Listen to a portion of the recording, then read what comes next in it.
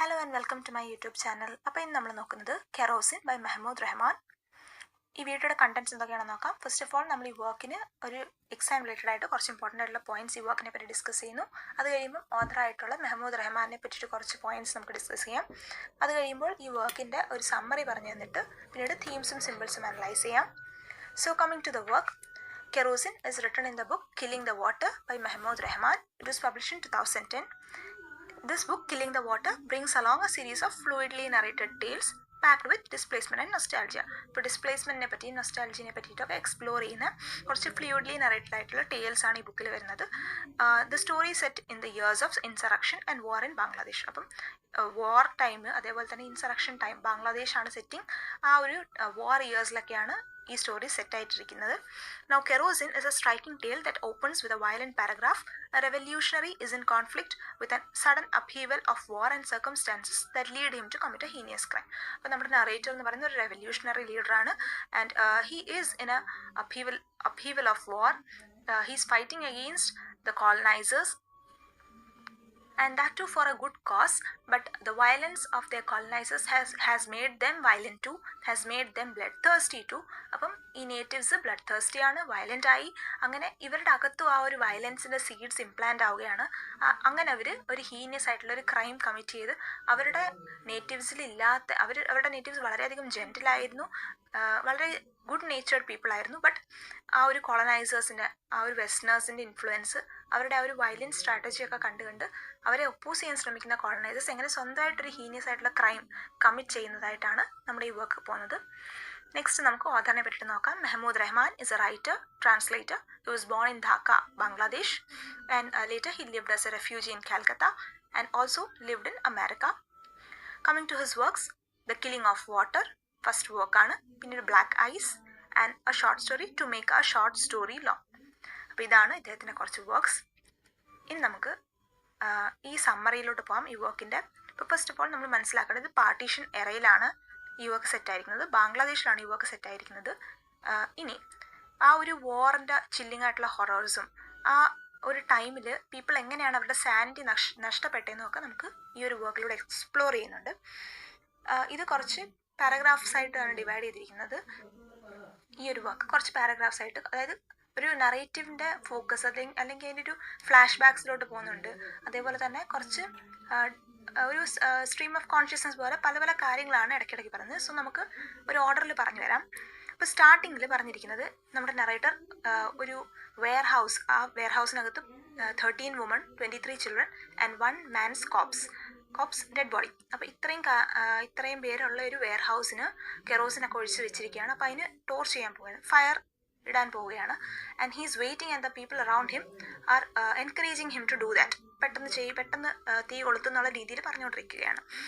അപ്പം നെക്സ്റ്റ് നമ്മൾ കാണുന്നത് ഇദ്ദേഹത്തിൻ്റെ ആ ഒരു ഇൻസിഡൻറ്റ് കഴിയുമ്പോഴത്തേക്കും നമ്മൾ കാണുന്നത് ഇദ്ദേഹത്തിൻ്റെ അങ്കിളിനെ പറ്റിയിട്ട്. ഇദ്ദേഹം കുഞ്ഞുനാളിൽ ഇദ്ദേഹത്തിൻ്റെ ഒപ്പം വളരെ ചിരിച്ച് കളിച്ച് ഒരുപാട് മ്യൂസിക്കൊക്കെ ചൊല്ലിയിരുന്ന ഒരു അങ്കിൾ, വളരെ ഫ്രണ്ട്ലി ആയിട്ടുള്ളൊരു അങ്കിൾ, പിന്നീട് ഒരു ദിവസം കാണാതാവുകയും ഇദ്ദേഹത്തിൻ്റെ മദറൊക്കെ ഒരുപാട് അതോറിറ്റീസിൻ്റെ മുന്നിൽ പോയി യാചിച്ച് ലാസ്റ്റ് എങ്ങനെയോ ഇദ്ദേഹത്തിൻ്റെ അങ്കിൾ അറസ്റ്റഡ് ആയിരുന്നു. And he returns back, but his attitude is completely change. He goes silent, there is A stammering in his voice. അങ്ങനെ ഒരുപാട് ചേഞ്ചസ് അദ്ദേഹത്തിൻ്റെ ആറ്റിറ്റ്യൂഡിലും അദ്ദേഹത്തിൻ്റെ ബിഹേവിയറിലും ഒക്കെ വരുന്നു. He is in A shock എന്ന് നമുക്ക് മനസ്സിലാക്കാം. അപ്പോൾ ഈ ഒരു ഇൻസിഡൻറ്റ് നറേറ്റ് ചെയ്യുന്നുണ്ട്. അത് അദ്ദേഹത്തിൻ്റെ ഒരു മെമ്മറിയാണ് പറഞ്ഞിരിക്കുന്നത്. ആ ഒരു നമ്മൾ കണ്ടു ആ ഒരു പ്രസൻറ്റ് മൊമെൻറ്റിൽ നിന്ന് തിരിച്ച് ഒരു ചൈൽഡ്ഹുഡ് മെമ്മറിയിലേക്ക് പോവുകയാണ്. And now he's again telling us even older historical thing, that is എങ്ങനെയാണ് ഈ വെസ്റ്റേണേഴ്സിനെ ഇൻട്രൊഡ്യൂസ് ചെയ്യാണ്, എങ്ങനെയാണ് ഇവരുടെ ഈ രാജ്യത്ത് ഈ വെസ്റ്റേണേഴ്സ് വന്നതെന്നാണ് പറയുന്നിരിക്കുന്നത്.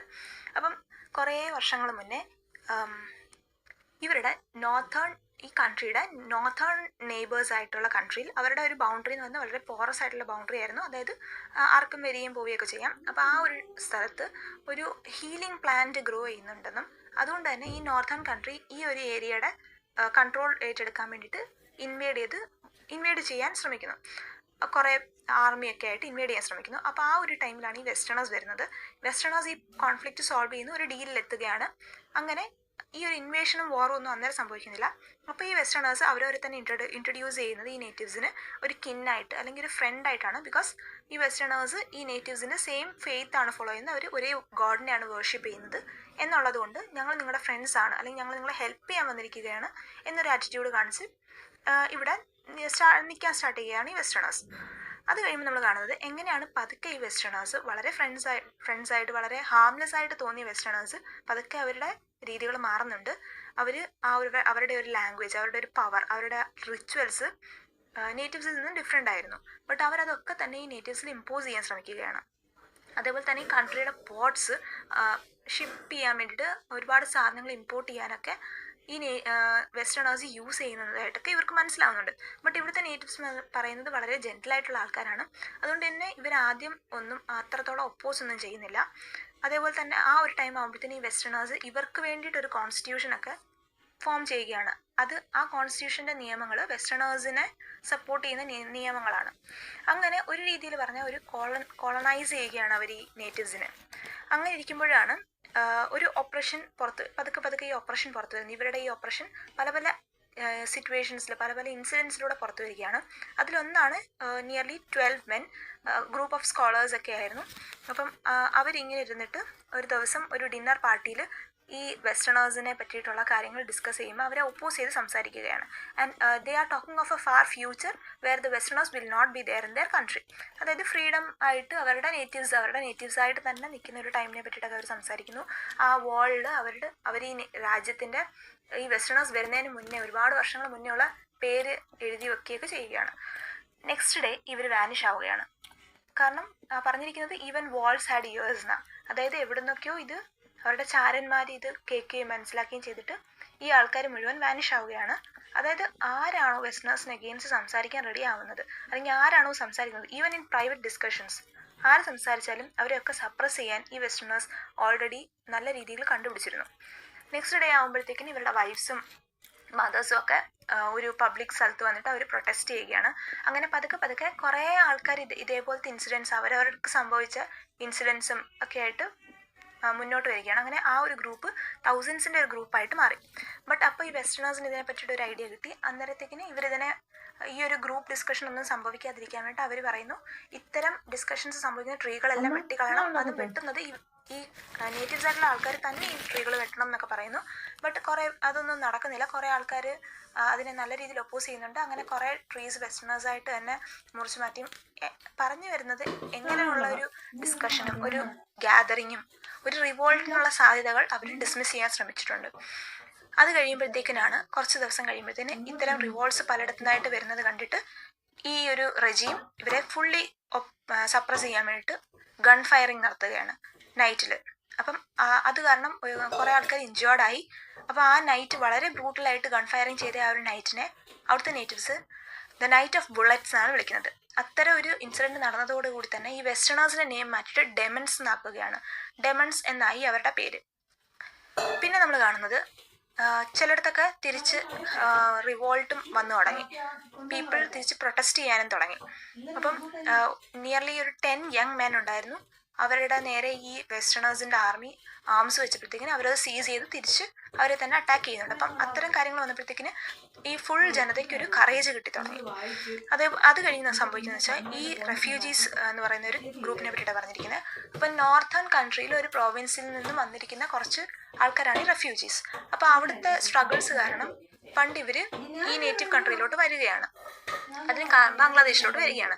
അതിന് കാരണം എന്ന് പറയുന്നത് അവരുടെ ഫെയ്ത്തും ഈ പീപ്പിളിൻ്റെ ഈ റെഫ്യൂജീസിൻ്റെ ഫെയ്ത്തും സെയിം ആണെന്നുള്ള രീതിയിലാണ് അവർ വരുന്നത്. അപ്പോൾ അവിടുത്തെ എൽഡേഴ്സ് ഇവരുടെ സഫറിങ് കണ്ടിട്ട് ഇവരെ അക്സെപ്റ്റ് ചെയ്യുന്നു. അവരവിടെ നിന്ന് കുക്കിങ്ങിലൂടെയും അതേപോലെ തന്നെ ക്ലോത്ത്സ് സ്റ്റിച്ച് ചെയ്തും അങ്ങനെ പല രീതിയിലുള്ള ലൈവ്ലിഹുഡ് കണ്ടുപിടിച്ച് ഇവരിവിടെ താമസിക്കാൻ തുടങ്ങും.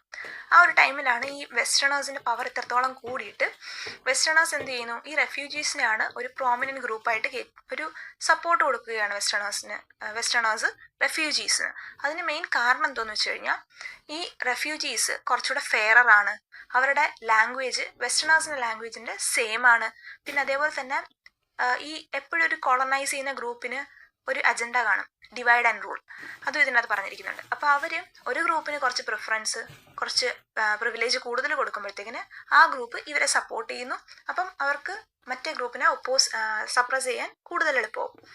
അതുകൊണ്ട് തന്നെ ഈ ഒരു റെഫ്യൂജി ഗ്രൂപ്പിന് കുറച്ചുകൂടെ പ്രിവിലേജ് ഒക്കെ കിട്ടി തുടങ്ങി.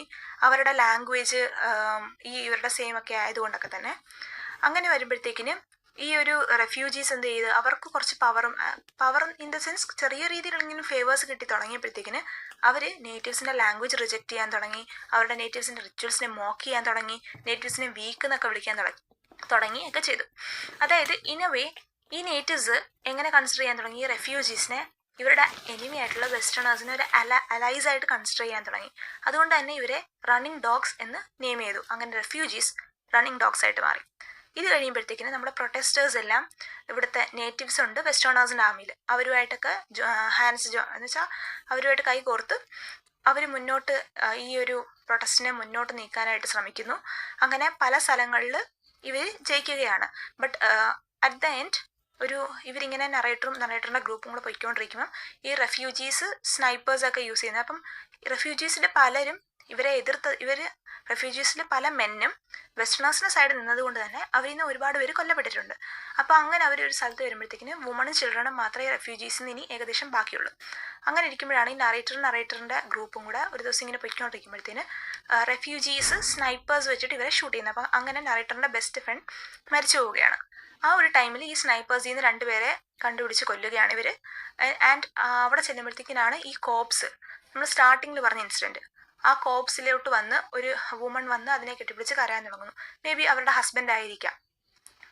ആ ഒരു കോപ്സ് അവർ ഒരു രീതിയിലും വിടത്തില്ല, ആ സ്നൈപ്പറിൻ്റെ കോപ്സ്. അങ്ങനെ ഇവരെയും ഈ ഒരു കോപ്സും കൊണ്ട് ഇവർ വീടുകളിലേക്ക് കയറുമ്പോൾ അവിടെ ചിൽഡ്രൻ ഉള്ളായിരുന്നു, വുമണേയും ചിൽഡ്രനും മാത്രമേ ഉള്ളായിരുന്നു. അങ്ങനെ ഈ വുമണിനെയും ചിൽഡ്രനെയും കൊണ്ടുവന്ന് ഇവരൊരു വെയർ ഹൗസിലോട്ട് കയറ്റുകയാണ്. അപ്പം നമ്മുടെ നറേറ്ററാണ് ഒരു രീതിയിൽ ഇതിൻ്റെ ഈ ഗ്രൂപ്പിൻ്റെ ഹെഡായിട്ട് നിൽക്കുന്നത്.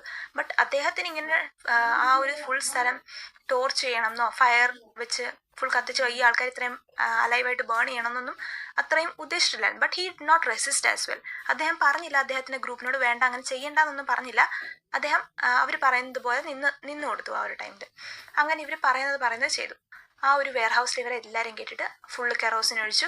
And he's forced to burn it. എന്നുവെച്ചാൽ ഫോഴ്സ്ഡ് ഇൻ ദ സെൻസ് അദ്ദേഹത്തിന് അതിനകത്ത് റെസിസ്റ്റൻസ് ഒന്നുമില്ല. അവർ പറഞ്ഞു ബേൺ ചെയ്യാൻ പറഞ്ഞു. മനസ്സിൽ എവിടെയോ ഒരു ഗിൽട്ട് ഉണ്ടെങ്കിലും ഹി ഡിഡ് ഇറ്റ്. പിന്നെ നമ്മളൊരു ഇൻസ്റ്റൻസിൽ കാണുന്നത് ഒരു ബോയ് അദ്ദേഹത്തിനോട് ചോദിക്കുകയാണ്, you could have stopped it couldn't you എന്ന് ചോദിക്കുന്നുണ്ട്. ബിക്കോസ് അങ്ങനെ ഒരു ക്വസ്റ്റ്യൻ എപ്പോഴും ഉണ്ട് ഇത്തരം ഒരു വയലൻ്റ് ആയിട്ടുള്ള ഒരു ആക്ട്. ബിക്കോസ് വളരെ ജെൻറ്റിലാണ്, വളരെ ഗുഡ് നേച്ചേർഡ് ആണെന്നൊക്കെ പറയുന്ന ഈ ഗ്രൂപ്പ് ഓഫ് പീപ്പിൾ നേറ്റീവ്സ് അവർ പിന്നീട് ഇത്രയും ഒരു ഹീനിയസ് ക്രൈമാണ് അവർ ചെയ്യുന്നത്. ആ വെസ്റ്റേണേഴ്സിനേക്കായി ബ്രൂട്ടലായിട്ടുള്ളൊരു കാര്യമാണ് അവർ ചെയ്യുന്നത്. വുമണിനെയും ചിൽഡ്രനെയും അലൈവായിട്ട് തന്നെ ബേൺ ചെയ്യുകയാണ് അവർ. അപ്പം അത്തരത്തിലൊരു വയലൻസിലോട്ട് അവർ എത്തിച്ചേരുകയാണ്. അപ്പം നമുക്ക് നേരത്തെ ഒരു ഇൻസ്റ്റൻസ് കാണാം. ഈ നമ്മുടെ നറേറ്റർ ഒരു റെഫ്യൂജി ആയിട്ടുള്ള ഒരാളുടെ അടുത്ത് പറയുന്നുണ്ട്, നിങ്ങൾ എന്തിനാണ് ഈ വെസ്റ്റേണേഴ്സിൻ്റെ സൈഡിൽ നിൽക്കുന്നത് എന്നുള്ള രീതിയിൽ പറയുമ്പം ആ ഒരു ആൾ പറയും, അതിന് നിങ്ങൾക്ക് ഞങ്ങളെ പ്രൊട്ടക്റ്റ് ചെയ്യാൻ പറ്റുമോ, വെസ്റ്റേണേഴ്സാണ് കൂടുതൽ പവർഫുൾ, അവർ നിങ്ങളെ ഇൻസെക്ട്സിനെ പോലെ സപ്രസ് ചെയ്യും എന്ന് പറയുന്നുണ്ട്. അപ്പം ഇവർ പറയും, അല്ല എന്തായാലും ഒരു ദിവസം വെസ്റ്റേണേഴ്സ് പോവും, ഞങ്ങളുടെ റിവോൾട്ട് കാരണം വെസ്റ്റേണേഴ്സ് പോവും, അപ്പം നിങ്ങൾ എന്ത് ചെയ്യും എന്ന് ചോദിക്കുമ്പം ഈ റെഫ്യൂജി പറയുന്നത് എന്താണെന്ന് വെച്ച് കഴിഞ്ഞാൽ, നിങ്ങളുടെ മോബ് അന്ന് ഞങ്ങളുടെ അഗെയിൻസ്റ്റേ തിരിയത്തുള്ളൂ. അപ്പം മേ ബി ഈ നറേറ്റർ തന്നെ ആയിരിക്കും അതിന് ഏറ്റവും ഫ്രണ്ടിൽ നിൽക്കുന്നതെന്ന് പറയുന്നുണ്ട്.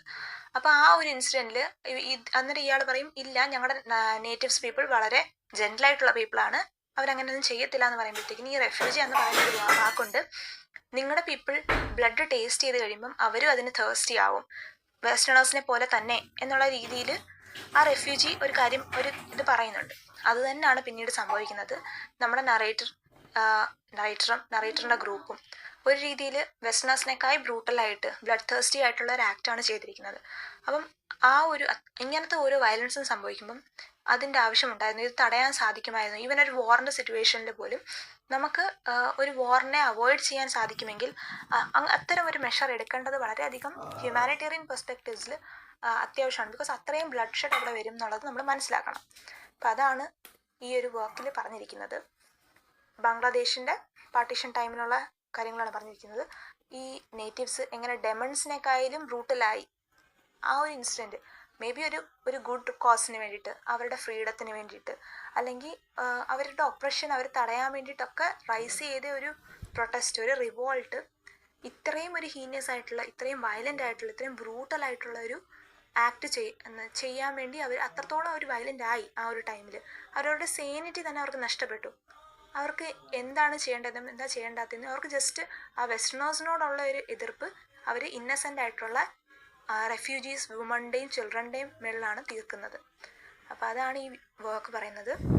നമുക്ക് തീംസിലോട്ട് വരാം. Communal violence and religious tension, displacement and loss വരുന്നുണ്ട്, റെഫ്യൂജി ക്രൈസിസ് വരുന്നുണ്ട്, ഹെൽപ്ലെസ്നെസ്സും വൾണറബിലിറ്റിയും വരുന്നുണ്ട്. ഫസ്റ്റ് ഓഫ് ഓൾ നമ്മുടെ നേറ്റീവ് പീപ്പിളിൻ്റെയും പിന്നീട് റെഫ്യൂജീസിൻ്റെയും കാര്യത്തിൽ വേറെ പറയാം. Broken relationships and loss of trust, because first എല്ലാ രീതിയിലും ഇവിടെ ആൾക്കാർ മാറുകയാണ്. വെസ്റ്റേണേഴ്സ് വരുന്നു, ഫ്രണ്ട്സായിട്ട് വരുന്നു, അവർ കറപ്ഷൻ ചെയ്ത് ഇവരെ സപ്രസ് ചെയ്യാൻ ശ്രമിക്കുന്നു. അത് കഴിയുമ്പം റെഫ്യൂജീസ് വരുന്നു, റെഫ്യൂജീസും വെസ്റ്റേണേഴ്സിൻ്റെ കൂടെ അല്ല, അവർക്ക് എന്തെങ്കിലും ഒരു പ്രോഫിറ്റ് കിട്ടുമ്പോഴത്തേക്കിന് വെസ്റ്റേണേഴ്സിൻ്റെ സൈഡിലോട്ട് പോവുകയാണ്. അവർക്ക് ഇത്രയും നാളും ഷെൽട്ടർ കൊടുത്ത് നേറ്റീവ്സിനെ വിട്ടിട്ട്, അത് കഴിയുമ്പോഴത്തേന് നേറ്റീവ്സ് അവർക്ക് പവർ കിട്ടുമ്പോഴത്തേന് അവരെല്ലാത്തിനെയും ഒപ്പോസ് ചെയ്ത് വരുമ്പോഴത്തേന് അവർ റെഫ്യൂജീസിനെ തിരിച്ച് വയലൻ്റായിട്ട് അറ്റാക്ക് ചെയ്യുകയാണ്. അതേപോലെ തന്നെ ബ്രോക്കൺ, അത് പറഞ്ഞു, മെമ്മറി ആൻഡ് ട്രോമ വരുന്നുണ്ട്. ഇതെല്ലാം ഇദ്ദേഹത്തിൻ്റെ ഒരു മെമ്മറിയിലുള്ള ട്രോമയൊക്കെയാണ് കാണിച്ചിരിക്കുന്നത്. പാർട്ടീഷൻ ട്രോമ വരുന്നുണ്ട്, ജസ്റ്റിസ് ആൻഡ് ഇൻജസ്റ്റിസ് വരുന്നുണ്ട്, ഫ്രാജിലിറ്റി ഓഫ് ഹ്യൂമൻ കണക്ഷൻസ് വരുന്നുണ്ട്, ഫിയർ ആൻഡ് സർവൈവൽ വരുന്നുണ്ട്, silence and complexities of authorities. അപ്പോൾ ഇതൊക്കെയാണ് ഇമ്പോർട്ടൻ്റ് ആയിട്ടുള്ള തീംസ്. നമുക്ക് സിമ്പിൾസ് നോക്കാം. കെറോസിൻ എന്ന് പറയുന്നത് സിമ്പിളാണ്, ഡിസ്ട്രക്ഷൻ്റെയും വയലൻസിൻ്റെയും കമ്മ്യൂണൽ ഹേറ്റ്രഡിൻ്റെയും ഒക്കെ. ഫയർ എന്ന് പറയുന്നത് സിമ്പിളാണ്, അനിഹിലേഷൻ്റെയും കെയോസിൻ്റെയും അൺകൺട്രോളബിൾ ഹേറ്റ്രഡിൻ്റെയും. സ്മോക്ക് സിമ്പിളാണ്, ആഫ്റ്റർ മാത്ത് ഓഫ് വയലൻസിൻ്റെ. ഇനി സ്ട്രീറ്റ്സും ആലീസും ഒക്കെ സിമ്പിളാണ്, ഡേഞ്ചറിൻ്റെയും ട്രാൻസിഷൻ്റെയും എൻട്രാപ്മെൻറ്റും ഒക്കെ സിമ്പിളാണ്. ബിക്കോസ് ഈ സ്ട്രീറ്റ്സിലൊക്കെയാണ് ഈ ഒരു വയലൻറ്റ് അറ്റാക്ക് അങ്ങോട്ടും ഇങ്ങോട്ടും നടക്കുന്നതായിട്ട് പല ഇൻസ്റ്റൻസ് വരുന്നുണ്ട്. അങ്ങനെ. സോ നിങ്ങൾക്ക് എന്തെങ്കിലും ഡൗട്ട് ഉണ്ടെങ്കിൽ കമൻറ്റിൽ പറയുക. Do like the video if you understood it. Share to your friends and subscribe and support for more such videos. Thank you.